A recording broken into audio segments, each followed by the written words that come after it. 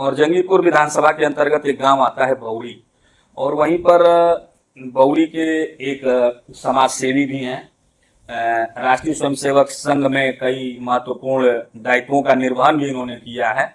वर्तमान समय में ये मेडिकल ऑफिसर भी हैं और जंगीपुर से विधानसभा का टिकट भी मांग रहे हैं। तो कई योग्यताएं आपके पास हैं। डॉक्टर पीयूष कांत दुबे जी जो कि हमारे बीच में मौजूद है। तो पहले तो डॉक्टर साहब आपका बहुत बहुत स्वागत है। बहुत बहुत धन्यवाद आपको तो और आपके चैनल को भी। और हम चर्चा करने से पहले डॉक्टर साहब ये समझना चाहते हैं कि आप मेडिकल ऑफिसर, आप ये राजनीति के क्षेत्र में डॉक्टर को बहुत कम देखा जाता है जो राजनीति के क्षेत्र में आए। तो ये आपको कहाँ से ये ऊर्जा मिल गई कि चलो अब राजनीति किया जाए जो है? देखिए, एक्चुअली अभी जब हमारी पोस्टिंग नहीं हुई थी जी, तो उस समय से ही हमारी ये मन में मंशा होती थी कि समाज सेवा कहीं से भी किया जाए। पारिवारिक एक पृष्ठभूमि भी रही है और मेडिकल अफसर या एक चिकित्सक होने के नाते एक तरफ से अगर देखा जाए तो दूसरे तरफ से हमारी यही कार्य ही है समाज सेवा का। तो मैं भी कभी एक समाज सेवा में ही था, अभी अर्निंग का ही फेज था और एक किसी बच्चे का ट्रीटमेंट को लेकर के और मुझे एक झटका सा लगा, धक्का सा लगा जी कि इतनी महंगी सब चीज़, सारी चीज़ें हो रही हैं, पढ़ाइयाँ हो रही हैं, इलाज हो रहा है बच्चों का, तो कहीं ना कहीं से गरीब व्यक्ति परेशान है।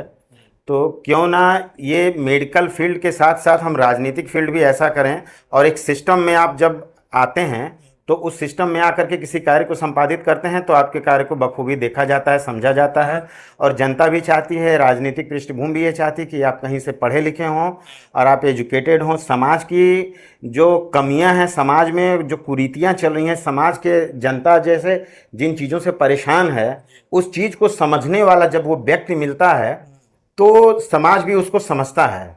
तो इन्हीं सब चीज़ों को देखते हुए मेरी एक इच्छा हुई कि समाज सेवा किया जाए और उसमें अपनी भूमिका निभाई जाए। आप तो अपने विभाग को काफी करीब से देख रहे हैं। बिल्कुल।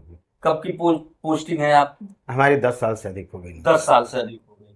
तो 10 साल से अधिक हो गई तो आपने उस समय के स्वास्थ्य व्यवस्था में और आज के स्वास्थ्य व्यवस्था में वही व्यवस्था चलती आ रही है कि कुछ सुधार के दृष्टिकोण? नहीं, बहुत बहुत सुधार के दृष्टिकोण आए हैं। सरकारी हॉस्पिटलों में बहुत ज्यादा सुधार आया है जी। आपको जैसे 5 लाख का बीमा सरकार ने दिया है, जो केंद्र सरकार और राज्य सरकार सबकी पहल से मिलकर के आपको होता है। कैशलेस इलाज भी हो रहे हैं। बहुत सारे हॉस्पिटल्स ऐसे नामित हैं जिसमें गरीब व्यक्तियों को उनका इलाज पूर्णतः दिया जा रहा है। एक्सरे की व्यवस्था है, सारा खून जांच, मल मूत्र पेशाब हर तरह की जांचें हो रही हैं। इमरजेंसी ट्रीटमेंट्स हो रहे हैं सारे। एम्बुलेंस की सुविधा आपको दी जा रही है। तो इस सारी सुविधाएं पहले कुछ कम थी, अब बहुत बृहद लेवल पे चीज़ें बढ़ रही हैं। भ्रष्टाचार आपको दिखता है आपके विभाग में? भ्रष्टाचार तो कोई ऐसा जगह नहीं है कि जहाँ नहीं हो पाता है। सरकारी महकमा है और राजनीतिक लोग ऊपर से इस भ्रष्टाचार को समाप्त करने की ही कोशिश कर रहे हैं।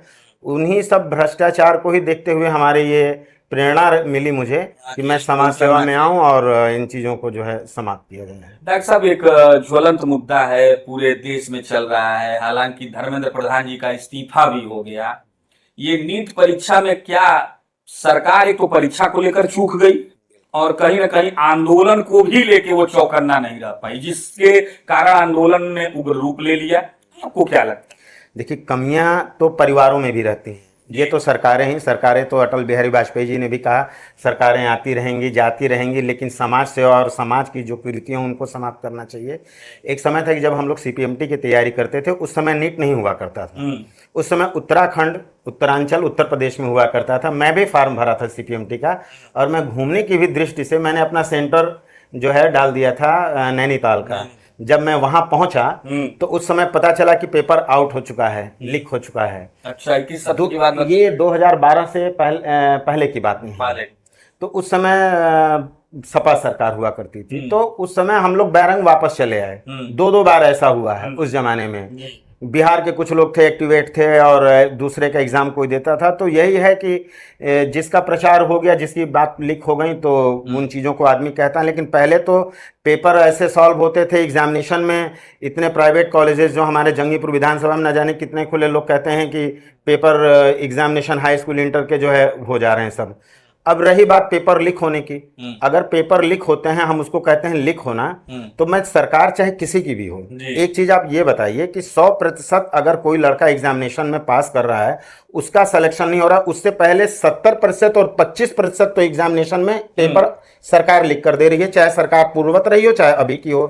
अगर आप ओबीसी का रिजर्वेशन देते हैं तो आप 27% उधर पेपर लीक कर दे रहे हैं रिजर्वेशन के माध्यम से, और 70% 73% आप SC ST को पेपर लीक करा करके पास करा रहे हैं। पेपर लीक कराना मतलब आप उसको रिजर्वेशन दे दिए, लड़का -4 नंबर पे जो है सिलेक्शन लेकर के मेडिकल ऑफिसर डॉक्टर हो जा रहा है, तो वो पेपर को लीक क्या कोई कहेगा?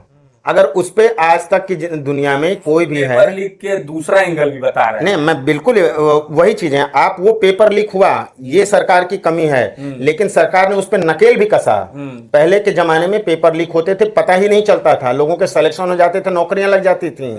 हमारे नौकरी से पहले जो है UPSC का, उत्तर प्रदेश लोक सेवा आयोग, उसमें न जाने कितने लोगों का सिलेक्शन हो गया। अनिल यादव जी उस समय चेयरमैन हुआ करते थे। तो जातिगत आरक्षण जो उस तरह से देख करके सभी लोगों की उस समय भर्तियां हो, तो लोग कहना शुरू कर दिए थे कि लोक सेवा आयोग नहीं, ये यादव सेवा आयोग हो गया है। तो उन चीजों को भी आदमी कभी अगर ध्यान दे तो आज की मौजूदा हालात में आप देखेंगे कि अगर पेपर लीक होता है तो उसके साथ योगी जी बैठे हैं, सख्त सख्त कार्रवाई होती है, माननीय मोदी जी बैठे हैं, सख्त से सख्त कार्रवाई होती है, उसको जेल में डाला जाता है। आंदोलन को रोकने में सरकार विफल रही कि नहीं?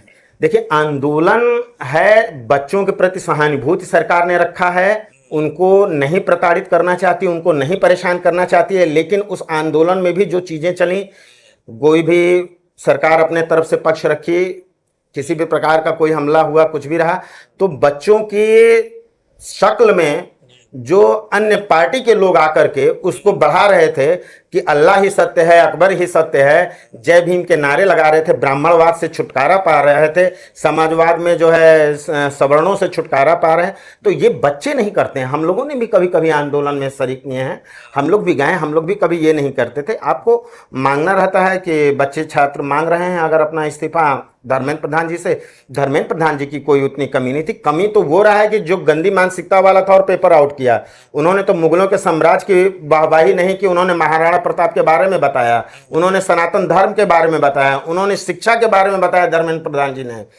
प्रधान जी ने अपनी शिक्षा में हमेशा नीति को बढ़ाया है, अपने धर्म के बारे में बताया। थोड़ा सा रोक रहे हैं डॉक्टर साहब, लेकिन ये देश तो धर्मनिरपेक्ष है, सर्वधर्म समभाव वाला है, तो किसी संप्रदाय को, किसी समुदाय को अलग करके आप तो ऐसी रणनीति नहीं ना बना सकते। देखिए, अगर समानता की बात करेंगे कि धर्म अगर समान है तो हमारा संविधान भी कह रहा है कि सभी समान हैं।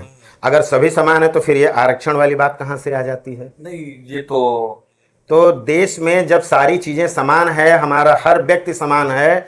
अगर हम गाय की पूजा करते हैं तो सूर्यदेव की भी पूजा करते हैं, चंद्रमा की भी पूजा करते हैं, गंगा नदी की भी पूजा करते हैं, नारी शक्ति की भी पूजा करते हैं और वंदन करते हैं। उसमें नारी शक्ति में हम कोई धर्म की बात नहीं करते हैं।